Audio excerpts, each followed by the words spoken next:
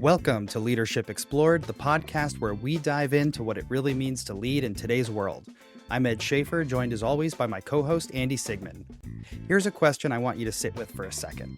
When was the last time you had to figure out childcare logistics at 7 a.m., sit in traffic for an hour, navigate a confusing expense reimbursement system, or eat a sad desk lunch because you couldn't afford to leave the building? For a lot of leaders at the executive level, the honest answer is it's been a while, maybe a long while. And that's not an accident. It's a feature of the job. Assistants, drivers, catered meals, flexible schedules, corporate cards, the friction of daily life gets systematically removed the higher you climb. Now here's where it gets interesting. That eradication of friction isn't just a perk. It's a structural force that reshapes how you see the world. The problem isn't that leaders are bad people. The problem is that the system is designed to insulate them. And over time, that insulation quietly closes the gap between them and reality. There's a concept in social psychology called the power paradox. Dr. Darcher Keltner at UC Berkeley spent years studying this, and what he found is counterintuitive and a little unsettling. The experience of gaining power actually degrades the neural pathways responsible for empathy.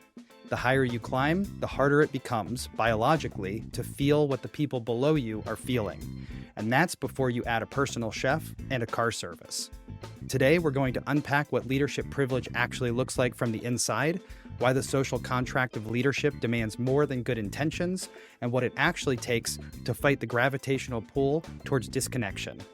We're going to talk about the empathy gap, the asymmetrical moral debt that comes with authority, and a few historical leaders who took that debt seriously, and some who absolutely didn't.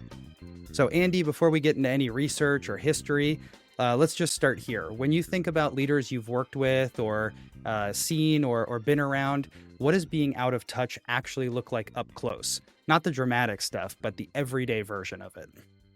Yeah, and I think it's very easy, Ed, to get hung up on the dramatic things, right? And we don't need to relitigate all the just like hilariously tone deaf things that you can find on Twitter or LinkedIn over the last couple of years. I think in the like day to day push, it's really just the little stuff. Like it's a matter of what is a thing that concerns r- rank and file that perhaps doesn't concern the leadership team. And a lot of this could be, it's not just senior executives. This can be just folks who are more senior broadly, right? Like the difference in economic stability between a 40 something and a 20 something is vast, even if the like acute salary difference isn't that vast, right? That 20 years of work or 15 years of work can, for most people, build a pretty significant cushion or a significantly different way that you're thinking about things, right? Like I don't know a lot of early 20 somethings who have 6 months plus of cash reserves that they're sitting on, right? Whereas I don't know a lot of 40 somethings who don't. And that is also a privilege. So I'll call that out and check that at the door. Um, I think it's a lot of things like that. And it's a lot of like how we talk about stuff, how we think about things.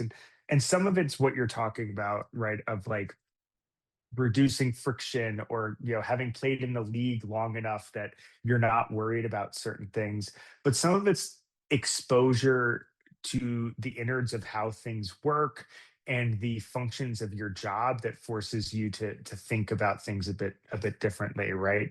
More senior, more tenured leaders tend, by the nature of what they've had to do over the course of their careers, see the orgs that they work in much more like cattle than they do like pets, right? And that's a result of having gone through layoffs and having to have had all sorts of hard conversations and see people see regrettable attrition, see unregrettable attrition, whereas somebody who's a few years into their career, all of those things are going to feel way bigger, way more critical because you just you haven't played as many games at that point. And I think that all of that just kind of influences like things that can seem out of touch or seem like privilege coming through. And it's not just literally, oh, I have a driver, or I can afford a nanny, or I can afford XYZ. It's like all these just sort of little things of like what has changed since when you started your career to mid career to late career, especially if that career has been progressive throughout, right? If you haven't, stagnated in a given role for an extended period of time across that journey. Yeah, and I guess what I was thinking about when I was setting up this episode is how the more senior you get, a lot of times there is more and more stuff that's in place that eradicates friction in your life. Mm, So you could get to a more senior place where uh, they bring in lunch every day for the senior executives, and you don't have to worry mhm. about making a plan for your meals, or you might have an assistant who helps you schedule things. So you don't actually need to worry about booking your own travel or That was my rearranging. first job. Yeah, or rearranging a meeting because you can't make it and things like that. And so there's all sorts of small friction that you and I probably still deal with a lot of these things day to day, and then definitely people who are less senior than us are dealing with them potentially on an even bigger scale. And the removal of that daily friction and that insulation is not a side effect of seniority. That is deliberate and intentional, right? That's an organizational feature because you don't want your CEO to have to worry about rebooking travel because their plane got canceled or something like that, because that's not a valuable worthwhile use of their time. So companies Mhm. design executive life to be as frictionless as possible so that the executive can focus on high leverage decisions. But I think the unintended consequence of that sort of thing is that when every mundane obstacle that you have to deal with gets cleared away, then you start to forget or you lose that visceral contact with what it costs to live and work without having those clearances. So the more senior you get, the more support you get, the more you can apply yourself to the work you're trying to do. But it also means that you stop feeling that drag, and then you may not have as much capacity or capability to recognize what is negatively impacting your directs or the people who are lower on the totem pole who don't get those benefits. And the story that really was coming to mind for me, and I could think of tons of examples, but I know one of the big ones was um, Sheryl Sandberg had written a book a number of years ago that was called Lean In, and it was all about how women in the workplace, it's not really that they're not getting the opportunities, it's that they need to lean in more and they need to like Mm. speak up more, or they need to take more action, or they need to follow up on things. And maybe her advice was sincere, but it was also kind of tone deaf in a lot of ways, because a lot of what she was describing was stuff that if you have a nanny to take care of your kids, and you have a flexible schedule, and you have access to all of the benefits that she had, from a driver to getting the meals provided and all of that stuff, um, then it's a lot easier to lean in when you don't have to worry about those things. But if you need to leave work early to go pick up your kid who's sick, or you need to get home so you can make dinner, and then take your kids to soccer practice or something like that, it's not really good advice to say lean in. That's kind of like telling someone who's depressed, like, oh, just cheer up. It's like you can't you can't just overcome a systematic problem that is holding you back like that. So maybe for her life, it wasn't bad advice to say lean in, or for other people who are like moving up the ladder and have that support system. But I know a lot of people really uh, uh, it didn't resonate with folks, and there was a lot of kind of negative pushback on that because it was structurally invisible advice for most people and most of their lives. Mhm. Um, so I guess I'm curious, when you talk to executives or you work with executives quite a bit, and so do I. But is there um, I guess when you hear some of them say some sort of tone deaf guidance, like just work harder, it worked for me. Do you think that they actually know that they've lost the plot, or do you think that the insulation is just so complete that they generally have lost sight, or genuinely have lost sight of what it's like to have that friction in their lives? I, in my experience, it's like it varies widely depending on the organization. itself, and the size of the organization, and the way, and also the people within that org. You know, in my current org, I find it's pretty rare that our leadership team, which is, spoiler alert, like I'm part of the leadership team, like I should also check that at the door, so I could be out of touch, and be also gilded there. But it seems like broadly speaking, like they're pretty well in touch with what our group is feeling and is seeing and what's impacting them, and we're a little bit insulated from it, but not to like a gilded ivory tower point of view. I would argue that like the lifestyle difference from like our founders down to like a mid-level IC who's working for us full time is like noticeable, but we're not talking Ferrari to used Civic Delta, right? We're talking like different sides of the same neighborhood kind of Delta, right? Which I think is good, like that there feels like the compression feels pretty good. It feels a bit more like the 1950s, right, where like your boss had a slightly nicer car and a slightly bigger house, but like still lived in the same town as you, as opposed to lives in a gated community that you're not even allowed to enter.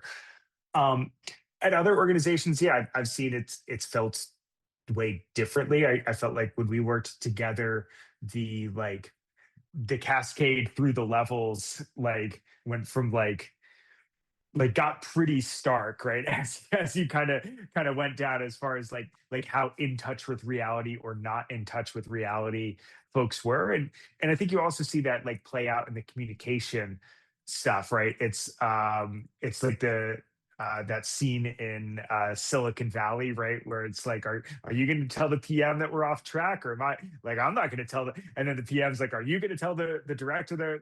They're talking about like, so like the CEO thinks everything's on time, and like the people doing the work are like, we're 18 months behind, right? As it gets through all of the different levels. Um, but I think it really depends on like the size of the organization, the way that the organization is built, and like the overall culture of the group. It really has a massive impact on like how in touch or not in touch people are. Yeah, and I mean, some of the examples I can think of from my true life experience, and I think probably some of these are from when we worked together as well, is they're not as extreme or stark as like a Sheryl Sandberg or a Mark Zuckerberg or somebody who has basically infinite resources at their disposal, but you still do see some of that. I can remember um, I had been fortunate enough to have some companies I worked with pay for me to attend a particular conference, and there was one Mhm. year where they were like, we're not going to fund that anymore, we're not going to pay to send you there. And my boss said something to the effect of like, well, they won't cover it, but it's not a big deal if you just want to pay for your ticket and your flight and your hotel room. I'll cover the time for you. And it was like, okay, I can't, I'm not, I wasn't in a position then, and I'm honestly not in a position now that I could just on a whim drop the amount of money it would take to go to a conference at the last minute without support from my company. Or I can Mhm. think of examples where it's like, somebody's car is breaking down or whatever, and the boss kind of makes a comment like, "Oh, why don't you just get a new car?" And it's like, well, yeah, that might be intuitive answer for someone who has resources to be like, well, actually, I lease a new car every 2 years, and I can't relate to having a 12, 15-year-old car that's breaking down constantly. Why don't you just get a new car? And they might think like, well, we're paying a decent salary or whatever, but not understanding that you have other bills and mortgages and maybe student loans and other things that you Mhm. have to pay, and maybe you can't afford to just buy a new car. And I think um, I don't think that I think in general, most of the time it's not malice, because if it was malice, then we could address it directly and just call it out. But if it is structural blindness, which I think really is more likely the case, then you're kind of fighting something invisible, right? And the Yeah. power paradox that I was talking about, this is really it in action. It's not that power attracts callous people necessarily. I think maybe we could have a Mhm. future discussion about some of those things, because I know there are more psychopaths in executive seats and stuff like that. But it's that power produces callousness as a byproduct. The research just Mhm. shows that leaders in high power conditions consistently underestimate others' emotional distress and overestimate their own moral clarity. So they're not lying; they just can't see clearly anymore. Yeah, and I think there's also like a bit of a distortion that happens over time with like so when you're a leader at a company, you get a pretty acute understanding of like what salary bands look like, right? What people get paid because you're in the room when a lot of those decisions get made. And you can end up with yourself anchored pretty high on salaries, anchored pretty low, depending on where you've worked, what your experiences are. But one of the things that I think about a lot is like I have a good friend of mine, and we'll with whom I'll frequently like reminisce about the good old days, right? And we're talking about like when you had your first job, right? Before you had a mortgage, before you had kids, and like compared to what we are making now, the salaries from those first jobs feel laughably small. And to us at that time, it felt like ungodly amounts of money, just like make it rain amounts of money. And you kind of forget that, like, yeah, you're probably living in an apartment with like three other folks, or like your apartment was the size of a shoebox, or you forget about like all the indignities that you had at that time in your life, right? When you weren't making a whole lot of money, you just equate like, oh man, when I was you know, however many years ago, I was making $45,000 a year and it felt like $1 million. And there's this anchoring bit where you're like, yeah, that's a lot of money, right? Or take whatever increment is, and that tends to not update with the time. And I think that this is sort of a human nature thing, right? It's why like my dad will still be like, oh yeah, Snickers bar used to cost a quarter. What the heck's going on here? Or like you have those various anchoring points.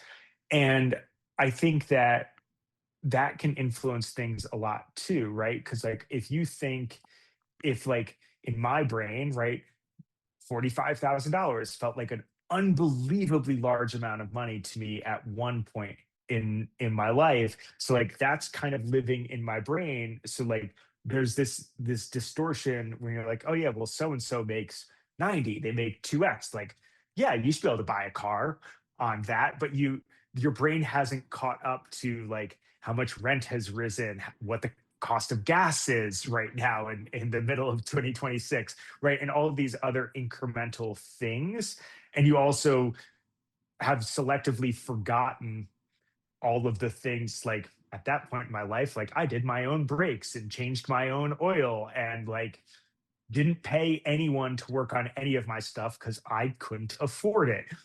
Like I had my student loans on an income based repayment plan at the time, right? Like you forget about all those things because you're like looking at your own past through rose colored glasses. I think that influences a lot of these like sort of tone deaf things that people will do as well, which like isn't an excuse, but like it's also probably going to happen to you too. Like as you get older and as your career, ideally grows. And yeah, I feel like I'm just being like, yeah, everyone's tone deaf and it's totally fine. And that's just inevitable. What are you talking about, Ed? Yeah, well, and I think that's what I wanted to talk about today was thinking about it so that you don't fall into this trap, right? Because if the trap Yeah. is structural, then the responsibility to fight it has to be structural too.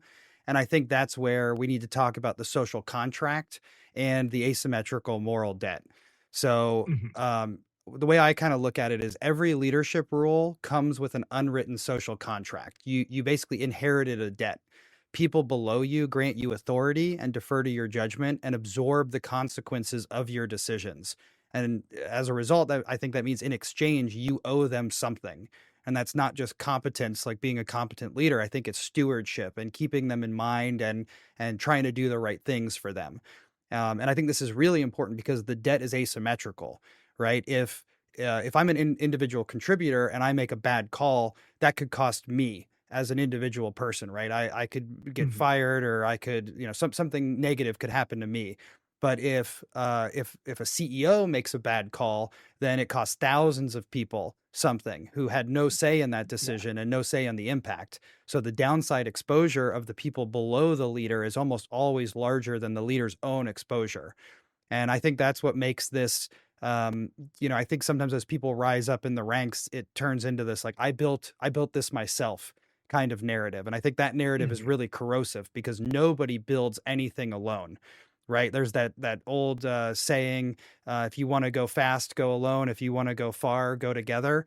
No, Mhm. no one builds anything alone. No one is successful on their own. Even if you are fully isolated and you technically are building it on your own, you are still benefiting from infrastructure or timing or mentors or people who led the path before you, or maybe a team that absorbed the friction. Especially if you're in a leadership position, you have a lot of those things available to you. And it makes it so you can move fast because you actually have this support system that is underlying it that helps you get there. And so I think that debt is real, whether it feels real or not. Um, so I don't know. Have you ever been in a room or heard about a situation where a leader made a decision that was clearly right for them, but it cost all of the people below them and they just didn't register the gap? And what do you think that actually feels like from the outside? Yeah, and I've seen this a lot with like managing teams or managing an organization, where leadership or like leadership groups will treat their staff as like more expendable than not. Right. So I remember I'd done a bit of work for a startup locally, and they just had like this revolving door on everything. And it became that was like pretty clear, especially in hindsight, that like the leadership team was very interested in protecting their own ego and their view of how everything was, and like their ability to like own and like this is my company, that sort of a view, as opposed to like bringing in expertise from elsewhere and setting that expertise loose, right? And like for context, like this is a group that turned over its entire sales team and sales leadership team twice within a 12-month period, right? And you'd see like a lot of just like ongoing micromanagement within that. And it was clear that like the people who founded the company and who had the largest equity stakes, they were acting like they were doing what was best for the company, but what they were really doing was what was best for them individually and like their individual egos and the narrative that they had told themselves about that. And their concern about like the revolving door, it was like they didn't really care about like what they were building as far as like how that impacted the staff or anything like that, right? It was either get on board or get out. And like that has a really negative impact on what's funny is like their goal is to grow the company and to like grow revenue and grow impact. And you can't do that when that's your operating model, right? When you have to single thread yourself through everything, you can't scale. So the conversation was constantly like, we need to figure out how to scale this. We need to figure out how to scale this. And then stepping on the rake, right? In the middle of that.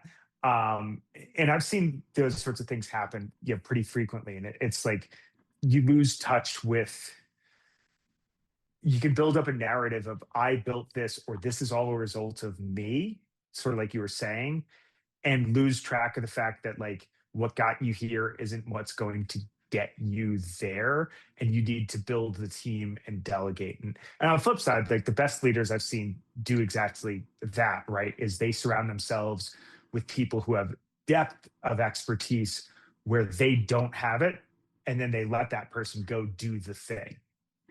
Right. And yeah, so end rant on how people should or should not lead. Yeah. Well, I mean, one of the things I was thinking about was, and I won't name any names or point any fingers because I don't want to, go that route. But I can think of companies that I've been involved with or been adjacent to where they start hiring leaders who it's almost like nepotism. Basically, it's like, well, I Mm, worked with this person, they were my friend, and so I'm gonna bring them in to do this job. But when you actually look at their background or their accomplishments, you don't see any. It's like unclear exactly what they did, and then they get into that role and they downsize the team or they make certain decisions that um it's hard to see what those decisions, like what benefit those decisions have to the company as a whole or to the people on the team, or they start eliminating positions that were meaningfully helping people or having a positive impact internally. And a lot of the examples that I can think of, it ultimately turns out what they were trying to do was set it up for private equity, and it wasn't clear that that was the direction that they were trying to take things when mhm. they came in. There was still a lot of like, oh, we're trying to be this great public traded company, or we're trying to go public, or we're trying to do this and that for our customers. But really, behind the scenes, they're just trying to prepare for private equity. And you notice it where internally you start to hear people kind of grumbling and like, this isn't the same company. And like, we're not accomplishing stuff the way I thought we were. Or you see the grumbles on, forums or stuff where people are like, I used to love this product, but really it's starting to fall apart or starting to go downhill. Mhm. And then it sells out to private equity. I mean, I don't think that's all cases, but that's the like one that comes up a lot, and I think specifically comes to mind for me. And it helps them; they get their great payout or their great equity package or whatever. But did it really help the company? Like, if your products aren't successful, is it really a success because you got bought out by some private company who's gonna inshitify you and just take you down to the lowest common denominator? I don't know. Yeah. And that becomes a really sticky thing too, right? Because like it, in some of these contexts too, right? Like a team will be hired to do a very specific thing, right? And and like that's a skill set, and there's value in that skill set, right? The PE flip like is a very specific skill set. Um, and what's kind of unfortunate is that like you can't really be explicit about what you're doing, right? That's like part of the burden that some of that leadership team has. And yes, I know I'm playing devil's advocate to all of your points today, uh, and trying to steel man every counter argument here.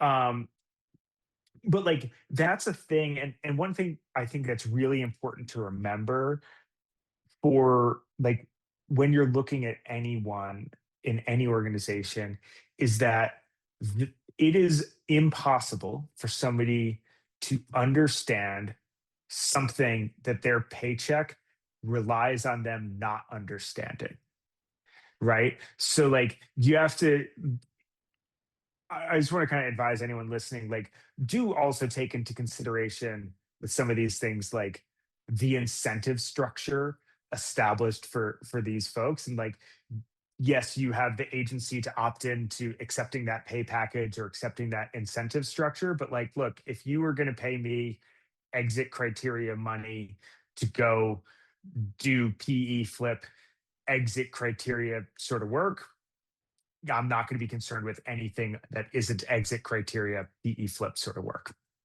because that's what I'm getting paid to do, right? And I think that there is, especially like with large companies, especially with like executive leadership teams, frequently they're brought in with the expectation that they're going to do XYZ on ABC timeline, and like that's what their comp structure is aligned for, like really really specifically.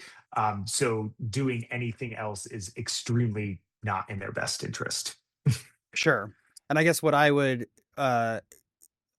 and maybe it's not even argue, but I think what directly comes from that is I think it's important for those positions or those roles or those situations to acknowledge that they are breaking the social contract with Oh, for their sure. teams, right? And because when you do this sort of thing repeatedly, this tone deafness or taking action that doesn't benefit the team where you've made a social contract with them, something will break. And it's probably morale, but not just morale. You're essentially breaking the fundamental trust that the organization needs to succeed and that makes that authority legitimate. So, um, there is actually a term for this in organizational psychology. It's a psychological contract violation. So it's not just Mm, disappointment, it's the moment that employees revise their entire model of who they're working for, right? And once that revision happens, it's very hard to walk it back. So you can think like, I've got this great boss and I'm working for them in all this way, but as soon as they start having that tone deafness, or they do things that break that contract, then it changes your perception of them, and it can lead to disengagement. It can lead to talent exits, cynicisms. And I don't think that those are attitude problems. I think that they are just the predictable outcome or output of that broken contract. So yeah.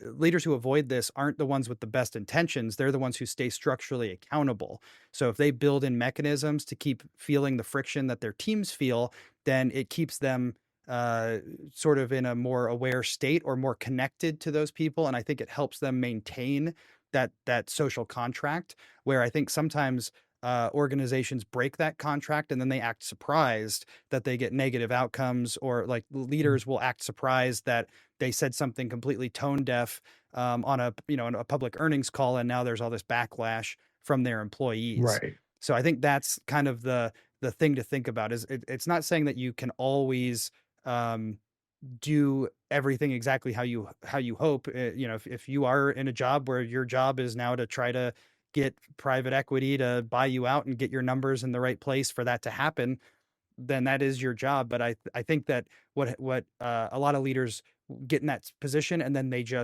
um, they just ignore that they have any sort of responsibility or ownership or social contract that they're breaking, and then act surprised when they get the negative repercussions. Yeah, or like in that example, like one of the best ways to not break that contract is if that entire team is also compensated in equity and is also going to get paid at transaction, right? Whether, that's through options or like a single trigger clause or RSUs or whatever that looks like. That way there is a payout at the end of the rainbow for everyone. Obviously, there's a lot of other constraints there as well, but that at least, like, there are things like that can align those incentives so that everyone benefits from the same sorts of things. Yeah. So this is where I want to talk about some examples of leaders who got it right and some who didn't, and Mm, kind of look at what does staying accountable actually look like. And really, part of my idea and where the concept for this episode came from was based on one of these historical examples, because we have lots of different examples through history. So I'll just give kind of two here. I have one that's the reluctant leader versus the entitled one, right? And so the example that I thought of when I was proposing this topic was Marcus Aurelius. Um, he mm, was a leader who was really powerful, but he constantly talked about his debt to society and his responsibility and the privilege of his leadership and the responsibility he had to the people. And as an example, during the Antonine Plague, Rome is collapsing, the treasury is under enormous pressure, and Marcus Aurelius, he needs money for the military campaign, but he doesn't raise taxes on a population that's already dying. Instead, he auctions off the imperial palace's treasures, furniture, artwork, his wife's wardrobe, personal assets, not public ones, and he absorbs the cost himself. And so that was a leader who mm, understood that the debt that he had was his to carry, and he didn't just redistribute it downward and then like act like he was responsible while deferring all of the cost on everyone else below him. But if we contrast that with the modern archetype of austerity from the corner office, companies announce layoffs and restructuring while executive compensation packages hold or even grow, or in some cases grow astronomically. The message that sends, whether they intend to or not, is that the debt only flows in one direction, right? The people at the top, they don't have any negative repercussions. They don't have to give anything up. And I think we kind of talked about this in our layoffs episode as well, is there's a lot of times when the layoff happens and maybe the executive attempts to take accountability, and I'm putting that in quotes because it's not real accountability, but they mhm. say like, oh, I'm responsible for this decision and I'm accountable for how we got here. But they never they didn't reduce their pay for the year, they didn't reject their compensation package or try to redistribute the executive compensation out so that they didn't have to terminate anyone. And that's an example of it only flowing one way. And so I think the difference between those two isn't virtue in the abstract. It's whether the leader has a live, felt sense of what their decisions cost other people. And I think, I can't talk to Marcus Aurelius, and we can read his journals a little bit, so we can get into his head a little bit. But in my mind, it seems like he knew that his decisions would cost people, and he didn't want other people to experience the cost without him also feeling some of that same pain and that same cost, because he knew that that is one of the only ways to stay above it and stay connected to it, instead of becoming that like white tower leadership kind of thing. So I guess I'm curious what you think when you see a leader who genuinely seems to carry that weight, who's actually paying the debt back rather than running up the tab. What does that look like behaviorally, and what are they actually doing day to day? Yeah, I think I think the Marcus Aurelius example, I think is a great example. I think in the modern day, the like executive package restructuring is a bit of a MacGuffin, right? Like the I'm going to take $1 of salary is really just a tax avoidance thing. They're getting compensated in equity, at least at like public companies, and even private ones. Usually their equity stake, like they're they're not really concerned about the day-to-day income for themselves. They're concerned about like what they can make upon exit, for most of those organizations. So I would be careful about that, at least in the context of like the tech companies that we are most familiar with. um I think like the day-to-day leadership bit though, like where you see that the most are the folks who are willing to go and get in the trenches, willing to go and like do the dirty work, right? I'm watching a lot of playoff hockey right now, right? It's May as we're recording this, and I love playoff hockey, and it's one of the things that's really interesting is that you see a lot of the players who are like known for high skill, like think highlight reel sorts of behaviors, in order to be productive in the playoffs. And for folks who are listening who are not big NHL fans, the difference between playoff hockey and regular season hockey is the biggest difference in all of the professional sports, as far as like what the game looks like and the structure. The game's faster, there's way less room. It's like the rink got 30 feet shorter, just the way that they play. For example, the Colorado Avalanche, who are crushing it right now, their hits per game went up 40% the day that the playoffs started, just to give you an idea, like statistically, of what that is. So, anyway, why am I talking about playoff hockey, and why am I talking about this in leadership? The way that you score in playoff hockey is not through pretty goals, it's through ugly goals. It's through fighting for every millimeter of space in front of the net. It's going to the places in the ice where you're most likely to get hit, most likely to get slashed, most likely to have a really bad time. And what you see are all of the players who are the highest paid players on their teams, who are known for just these like, yeah, beautiful high execution plays, going and doing all the dirty work. All of a sudden, they become the greasiest player on the ice. And you see that too with like your good leaders in your day-to-day work, right? It's like when things hit the fan, the bosses who aren't saying, "Hey, Ed, go go fix this and bring it back to me," they're the ones who say, "Hey, let's get on a call and let's work on this together. Like, let's pair on this," right? They're the ones who like go out, get in the trenches. It's the ELT member or the CEO who at a client escalation is like, "Great, can you make that contact with me? I'm going to give them a call. I'm going to fly out there and go to dinner with that stakeholder so we can smooth this out," right? It's like it's leading from the front, it's getting in the trenches, it's going and doing the hard dirty work where it needs to be done. I think that's the real differentiation, as opposed to like, "Oh, I'm going to stay above the fray. Like, you guys do all the hard stuff. Get it to me when the dust settles."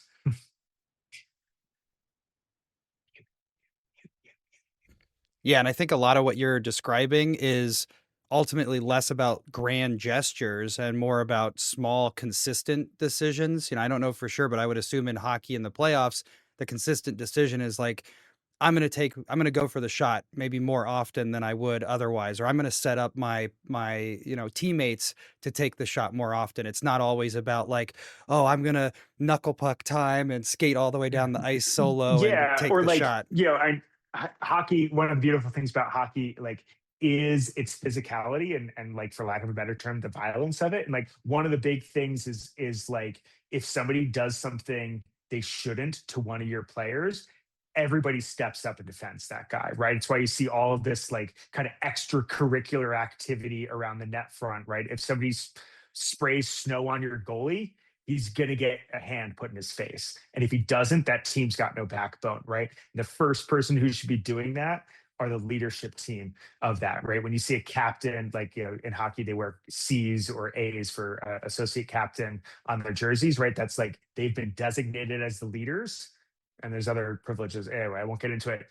Those should be the first ones to like be yapping at the refs, be, getting the other folks like away from the goaltender, away from the skill player, like out of your face, or like enforcing like what is and what is not acceptable in the game today.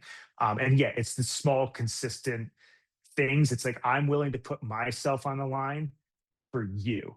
And I'm going to show you that every day, every second, all the way through. Yeah. And then the concept I keep coming back to, and especially with Marcus Aurelius, and I think we've come back to this a number of times over different episodes, is this idea of the reluctant leader, someone who took the Mhm. role because they felt an obligation to the people and the mission, not because they wanted the perks. Right? When you have Mhm. that orientation where you are reluctant but you do it anyway, I think that changes the equation a little bit. If you see leadership as a stewardship rather than a reward, spending your privilege to reduce someone else's friction isn't a sacrifice. It's just part of the job. Whereas the people who are like, well, I want to be a leader because I want people to respect me, or I want to get these extra benefits or these perks or whatever, they're not willing to sacrifice anything in a lot of cases. And it kind of collapses this whole idea of working together and the team. So that's the frame I want to carry forward into the application section, and really wanted to kind of that was one of the big points I wanted to get across in this episode, is like the reluctant leader is usually the best leader. And Stoicism and Marcus Aurelius, like a lot of history tells us that if you're a reluctant leader, you're probably going to be a good leader. And if you're not a reluctant leader, there's a good chance that you might be doing it for the wrong reasons, or you may be doing it for yourself and not really for the team and the people that you are supporting. So if you're a leader sitting with this conversation, what does fighting the structural trap look like in practice? I had a few things that came to mind for me. The first one is what I'm calling a friction audit. So if you're in a leadership position and you are able to make change and all of that before you send out a new policy or an expectation, you should walk through personally every step the average team member has to take to comply, not the executive version, the version with no assistant, with no corporate card, with a non-flexible calendar. And if the friction is unreasonably high for the people who don't have all of those benefits, you as the leader should redesign the policy before you ship it. Number two Mhm. is schedule a Gemba Walk. Gemba Walk is a tradition that I think originates in Japan from the manufacturing floor, and it's the idea that you, as the leader, don't get to stay up in the ivory tower room looking down on the factory floor. That you actually go down and walk the factory floor, and that you visit with every person along the way, and you find out what their biggest challenges are, what's slowing them down, what makes the job hard. And that helps you to really understand the people who are doing the work and what problems that they're facing. So you should schedule your own Gemba walk and block 2 hours this month to go sit where the actual work happens. Or if you're a remote, go actually get on some team calls or work with the team. Maybe even take on some tasks or responsibilities yourself to understand what the experience is like and what kind of friction they have. So this isn't a tour, this isn't a town hall, this isn't a listening lab or whatever. This is you observing the actual work and the actual place that it's done by the actual people doing it. Watch someone do their job for an hour or a couple hours. Don't offer any solutions. Don't tell them how to do their job. The goal is just to reload your sense of what the cognitive and logistical load actually looks like at the ground level. The third thing I thought of was find your truth teller. You need to identify at least one person in your organization who will tell you when you're out of touch and protect that relationship actively. And then ask them a direct question. What's one thing I expect of this team that is actually completely unreasonable? And then close your mouth and just listen. I think what happens for a lot of leaders is as you work your way up the chain, you get surrounded by more and more yes men and sycophants and people who will just be agreeable with you. Sometimes it's intentional, sometimes it's unintentional. Sometimes it gets hard to hear the truth as a leader. And I think that one of the most important things that you can do is have someone who is willing to tell you the truth about yourself, about things, telling you about your blind spots, and you need to actually listen to them. And then the fourth one I had was do a leverage inventory. Once a quarter or thereabouts, you should write down 3 things you can do that most people on your team cannot. Not because of skill, but just because of your position, your access, or your relationships. Then ask, am I actively using any of these to remove obstacles for the people below me, or am I just holding them and using them for me? Because really, all of these benefits and perks that you have, you don't have to hoard them. They don't have to be just for you. You can utilize that privilege to help other people and to help the people below you. And if you can find ways to extend what you have to other people, it's not only going to make you feel good, but it's going to help the people below you, and you're going to get better outcomes and better results. So I guess, Andy, what do you think? Looking at those 4, is there one that you think is easiest for an executive to skip and tell themselves they already did? And is there anything that you would want to add to that list? Yeah, I mean, I I love the idea of the Gemba work or Gemba walk. I think with at least in our sector with distributed teams and with like what schedules look like and the pressures associated across different roles, I think it can be impractical sometimes, just super transparently. It's very hard to literally walk around the office and what's going on here, what's going on here, right? Especially with distributed teams. That's not to say that you shouldn't try to find ways to get a good facsimile for it. Um, I love the idea of a friction audit, right? I think oftentimes we start like as a leadership team, we start with like the result we're trying to accomplish, right? Which is we need to clean up this data, or we need to do this, or we need to do this, and then we work our way down to like the actions that are required. And like the audit that we do is like, well, I did that job 10 years ago. This would have been accomplishable in that context. But I think we very rarely actually sit through and like go click the buttons and do the thing. Like we think about it at a pretty high level. And I think that friction audit is really useful. I think like the vast majority of the policies or things that I've seen get implemented like aren't less friction oriented when you have say an admin or a corporate card or like any of those other perks if you will. It's just that in that role you just don't have to do it, right? Or you have to encounter it super duper infrequently, right? Like if you're a leader who doesn't bill time, right? And your time card involves going in on Friday and putting in 8 hours of admin time across your Monday through Friday, and then hitting submit, your time card submission takes you 3 minutes. If you're asking your staff to bill in 6 minute increments, it's a wildly different thing, right? You should think about like, okay, what would happen if I had to actually account for my whole day in right?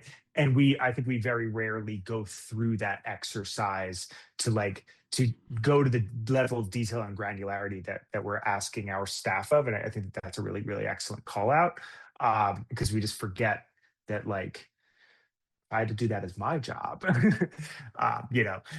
So yeah, it's a good call. Awesome. I think this is a great place to bring this home. Leadership privilege is not a character flaw. It is a structural feature of authority, and it is working on you whether you notice it or not. The friction that gets removed from your life so you can move faster is the same friction that over time makes you forget what it costs to be on the other side of your decisions. The debt that comes with that is real, and it's asymmetrical. Your team absorbs far more of the downside of your choices than you do. The question is whether you're actively paying it back or just letting the tab run. So here are your 2 challenges this week. First, the tactical one. Take stock of where you have leverage your team doesn't. One thing this week, just one, and spend that leverage to remove a concrete point of friction for someone else. Don't do it symbolically, actually remove the friction. And second, and this is a little bit harder, be honest about the bigger picture. Are you using your authority to leave the ecosystem you operate in better shape than you found it? Not just your team, not just your company, the broader world that your decisions touch. Are you fighting the gravitational pull toward insulation, or are you letting it win? We'd love to hear how this lands for you. Have you ever worked for a leader who seemed genuinely immune to the power paradox, who stayed grounded no matter how much authority they accumulated? Or have you been on the receiving end of a decision that made you realize the contract was broken? Tell us about it. You can email us at leadershipexplored@gmail.com or connect with us on LinkedIn. We'd love to hear your stories or ideas for topics you'd like us to explore. If you found this conversation helpful, please make sure to follow the show, leave a review, or share it with a colleague who cares about growing great teams. We release new episodes every other Tuesday. Until next time, keep leading with purpose.